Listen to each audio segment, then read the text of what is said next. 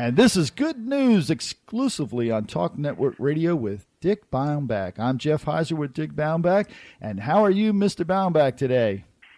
I am doing great, and it's been another good news week. Yes, it has. And, you know, from last week, I just want to remind people that you did have a 50th anniversary, and I hope everything went well with you and that you had a wonderful week and actually a wonderful month to celebrate your anniversary with your lovely wife. Well, we've had a wonderful 50 years, yes. Let's kick it off. Like I said last week, the way to make it happen is yes, dear. Let's kick this off today with your top headlines, which is police officer drives 650 miles to return a dog to its owner. That's a long way.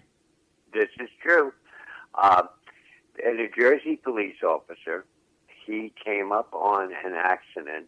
His name is Frank Cool, and he came up in an accident in New Jersey and found a South Carolina man traveling with his beloved basset hound, Bella.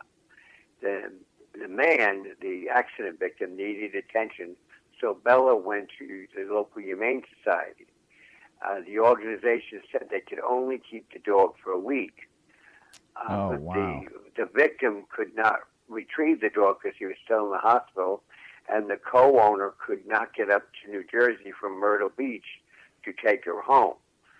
So it hit Frank really hard, and he and his squad mate, Michael Tantorelli, they decided to get the dog, drive it to the gentleman's home in South Carolina, and they made the 650-mile trip one way to get Bella back home. Here again, here's a police officer or police story that doesn't make the headline news. And that's a really good story. I mean, that's out of that guy's pocket. He's doing this out of love for his fellow man, not because he's getting anything for it. Right, exactly. Wow. Exactly. Wow. That's a really good story. Now, did it say did the gentleman make it through everything okay after the accident? He's fine now. He's back with Bella and his partner, and there's no problem.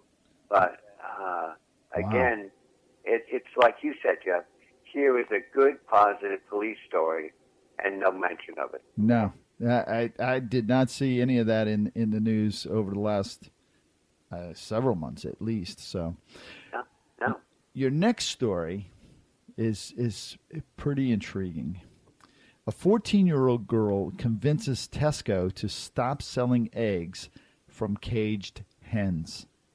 Wow. Right. That's a big endeavor. Well, this is a 14-year-old Lucy Gavigan, and she lives in England. And she said that they should stop having the caged hens. And so she put up a petition on the change thing, and 280,238 people signed the agreement. And Tesco, being a smart company, said, okay, we better do something about this. So they took the suggestion, and they now don't have any caged hens any longer. It's all free range. However, they said that it was their decision, except Lucy went online and said, no, it was my idea. Good for her. Good for her. You know, have you ever been to a place that produces eggs or chickens? No. Actually, I have been to a farm, but... it is so terrible. You know, I have a farm in North Florida, and right down the road is a chicken farm. And, I mean, they put 4 to 8 chickens in a small little tiny cage, and the whole barn, I mean, it's like a football field length by about half football field wide, is filled with these cages and chickens from the floor to about 10 feet high. It is just so terrible. And we just don't have, I guess, the 14-year-old girl here in the United States to make that, be changed. Yeah, it's terrible, and you can smell the place for miles because of what it produces in waste. It's just it's incredible. Well, one thing that hit me as you're talking about that story is that what's near you is the fact that this girl, 14, when Tesco came out and said, "Hey, this was our idea," she comes back. It was really good. Good for her. You will probably hear more about her in the future, I'm sure. She'll become the girl that changed the chicken industry or something. Yeah. Write a book. She'll have a movie. So your next story, man, this is another one of those stories, Mr. Baumbach, that just tugs at your heart. Boss buys car for employee who suddenly was tardy. Now, that seems okay. Well, the best part of it is he did it because we love you. Oh, yeah. I can't even continue to talk about this. You take it. Okay. Well, first of all, I got to ask you, what state do you think this happened in? Texas. Yes, you're correct, Chuck. It happened in Edinburgh, Texas, and Alex Rios owns Kids College Learning Center, and this learning center has become very successful, including being named Business of the Month this year. And there was one employee who has been with him since the beginning, Veronica Solis, who cooks homemade meals every day for the kids. Oh, I'd be buying her a car. She did that even when she was being treated for cancer. Oh. She remained a stellar employee, never missed a day. And then suddenly Rios noticed that she was always late, and comes to find out that she had transportation problems, and she just couldn't get to work on time. Right.